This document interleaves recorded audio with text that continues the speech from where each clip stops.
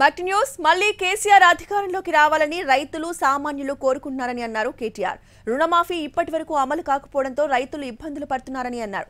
సిరిసిల్ల పట్టణంలోని రైతు బజార్, గాంధీ చౌక్, లేబర్ అడ్డా ప్రాంతంలో morning walk చేస్తూ ప్రజలతో ముచ్చటించారు.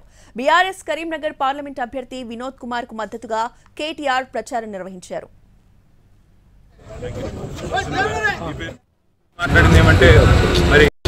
కేసీఆర్ గారు ఉన్నప్పుడే బాగా ఉండేది. ఈరోజు కేసీఆర్ గారు ప్రభుత్వం నుండి వెళ్ళిపోయిన తర్వాత వాగులో నీళ్లు మాయమైనాయి, మాకు ఒక నెల పెన్షన్ కూడా రాలేదు అని చెప్పి బాధను వ్యక్తం చేయడం జరిగింది.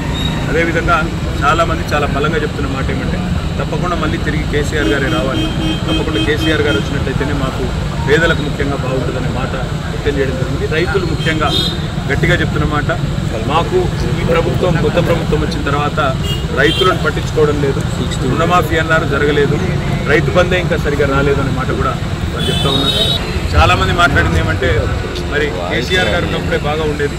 ఈరోజు కేసీఆర్ గారు ప్రభుత్వం నుండి వెళ్ళిపోయిన తర్వాత వాగులో నీళ్లు మాయమైనాయి, మాకు ఒక నెల పెన్షన్ కూడా రాలేదు అని చెప్పి బాధను వ్యక్తం చేయడం జరిగింది.